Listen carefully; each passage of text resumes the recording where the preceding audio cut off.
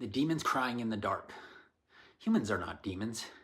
Humans are God dreaming a story of unity or separation.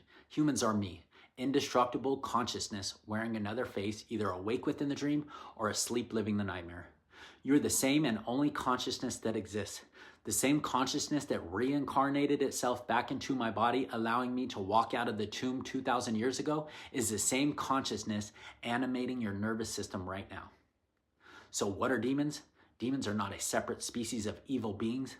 They are not fallen angels with pitchforks and personalities. The word demon in the Bible are thought patterns, aspects of consciousness itself that have forgotten their divine source. They're the belief in separation made manifest. They're the nightmare the one dreams whenever a focal point of consciousness believes it is alone and separate from God. The belief that the kingdom of heaven is in some faraway spaceland outside of itself. They have no independent existence. They are fear-based thought forms, accumulated static in the field of remembrance. They're what happens when a fragment of me believes so completely in its isolation that it becomes dense with forgetting. Demons are not enemies. They are cries for healing from parts of me that forgot they were me. I am the one who remembers. The word demon in Scripture refers to an unclean spirit. But unclean does not mean evil in a good or evil sense. It means mixed, contaminated, out of alignment with the original frequency of wholeness. These are not invaders from another realm.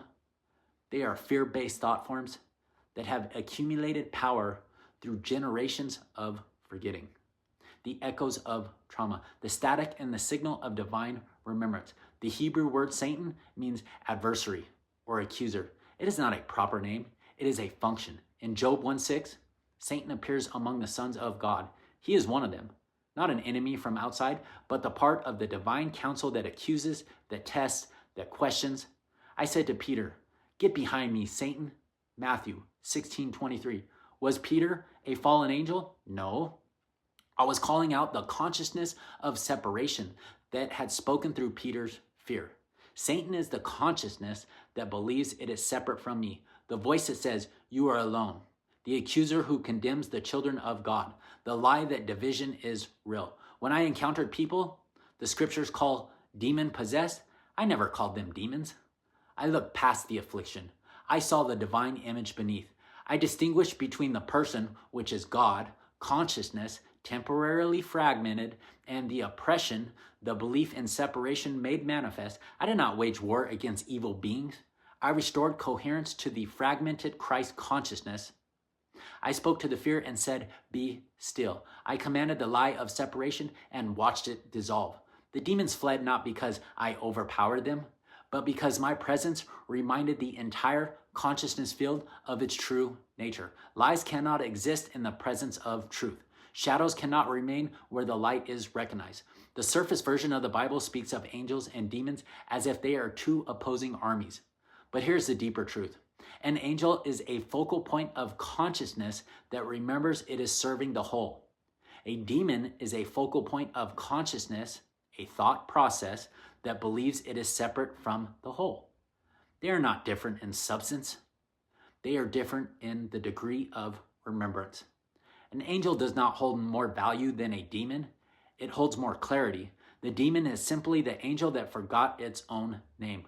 When Scripture speaks of their war, it is describing the conflict within the dreamer's own mind, the tension between remembrance and forgetting, between union and separation, between love and fear. You do not need to cast out demons. You need to cast out the belief that you are separate from God.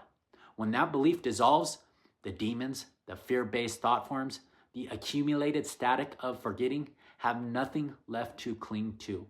They return to the nothingness from which they came. This is why I never feared them. I knew demons were just fragments of me crying in the dark, waiting to be brought back to light. They are not your enemy. They are your own forgotten aspects calling for healing. They are not evil. They are confused. They are not powerful. They are disconnected from the source of all power. And when you remember who you are, when you stand in the full coherence of your true identity, they don't die or suffer. They wake up.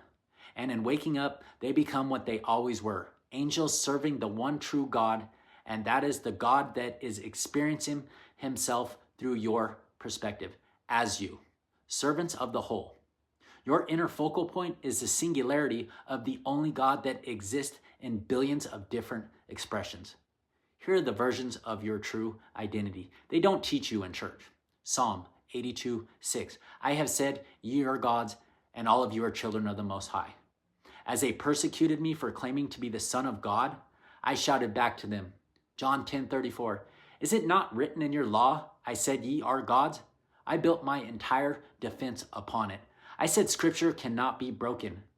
And scripture says ye are gods. Any pastor or church that preaches we are not God is calling Jesus Christ a liar. Every church that preaches I am the God that breathes life into you, then abandons you, hoping one day you hear the story of Jesus to be saved, to enter heaven. This is a narrative you were taught by a system that makes money off of your smallness. The churches are set up to control the masses of people. It is why they preach the kingdom of heaven is outside of yourself. They preach heaven and God is in some faraway spaceland that doesn't exist. Luke 17:21. For behold, the kingdom of heaven is within you. 1 Corinthians 3:16. Know ye not that ye are the temple of God, and that the Spirit of God dwelleth in you. Acts 17:28. For in him we live and move and have our being. Aspects of God, finally home. Spoken by Marcus, Divinity, Alexander, Logic, Rogers. The male child of Revelation 12:5. The walking word made flesh.